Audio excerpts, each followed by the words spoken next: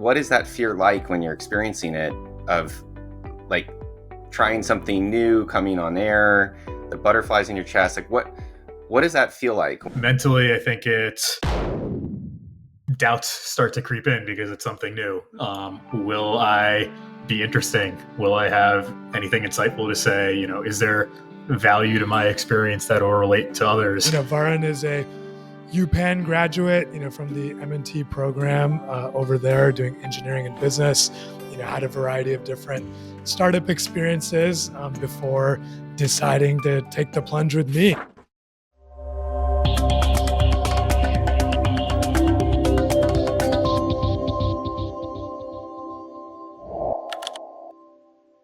How did you guys leverage that in terms of building trust together to take this leap?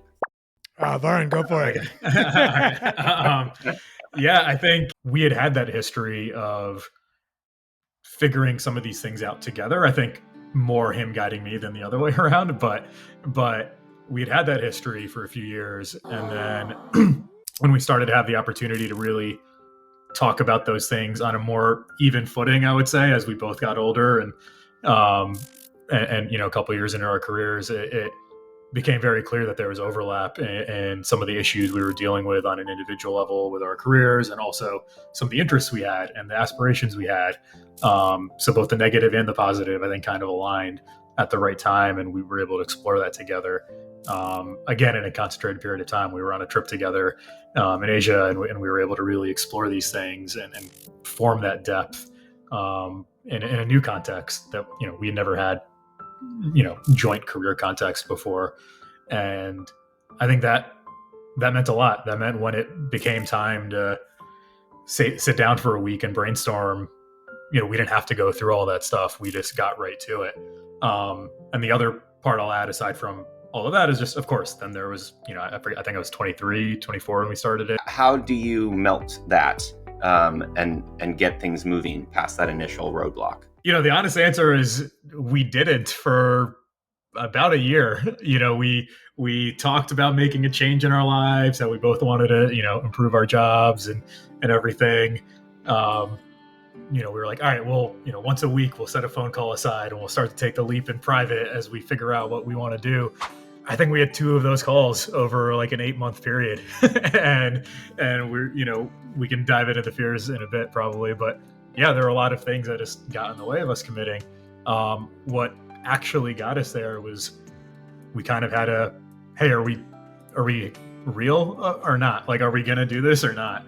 And then we said, if we're going to do it, let's really commit some time. And we took a week off and we spent that whole week together and we brainstormed and analyzed and did all sorts of things. What was the key leap of faith moment for Breakout IQ? I think 2 different moments come to mind, and they're at very different stages. The first one was actually, alluded to that week we took off from our jobs to brainstorm. We walked out of that with 3 ideas, one of which was what turned into Breakout IQ. And we weren't committed yet to moving forward on any of them. And what we had committed to was we are going to get feedback from friends and family on these ideas. Mm-hmm. I was terrified of putting these ideas out there, especially with what Breakout IQ was. Like, the first 2 were, quote unquote traditional tech ideas. For those that don't know what Breakout IQ is, it's corporate team building events. And specifically, our first idea was we're going to do pop-up escape rooms for companies. How did this fear manifest in that context? Obviously a very different context. And how did it show up, and how did you deal with it there? Yeah, it's interesting. For context, our oldest brother passed away 6 years ago now. So it was earlier in our journey with the business. Obviously, it brought a lot of emotion to that period of both the business and his health, his fight with leukemia and everything that went on. So yeah, there was a fear of loss at that time. A fear of seeing what he had to deal with and not wanting him to deal with more and lose his own life, a fear of what the future might be like with him struggling or without him. I'm happy to go, more in depth on that. It's not something I'm not, afraid to touch. I want to make sure we're staying on topic, of course. And so rein me in with wherever I go with that. But yeah, it was a totally different type of fear, right? And I think for me, there was kind of dual fears that at times kind of cripple me or slow me down. And I think, to the credit of the people around me, I was able to turn it into a productive thing, which was, on one hand, like the fear of being there for him.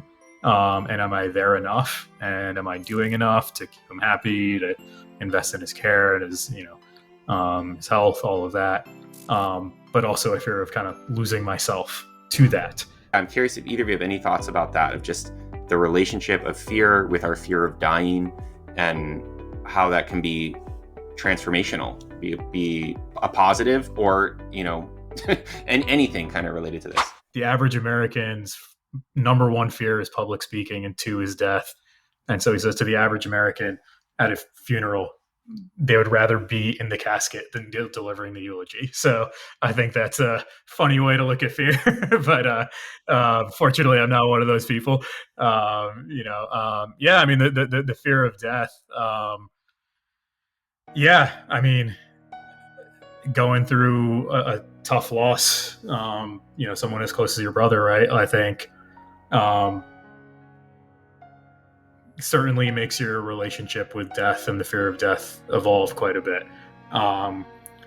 And I think in the down moments, it's certainly crippling, right? Have that reflect in the way you live your life day to day. Whether it's trying to be a good person, trying to make an impact, trying to find passion, trying to find love, trying to find enjoyment, all of that. At the end of the day, that's all you can control, right? You don't have control over when you're going to die, how you're going to die, any of that stuff.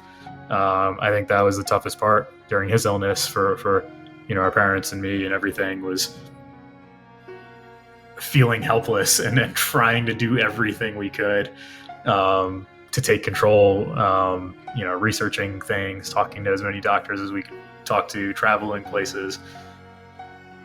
At the end of the day, you learn you don't have any control over this. So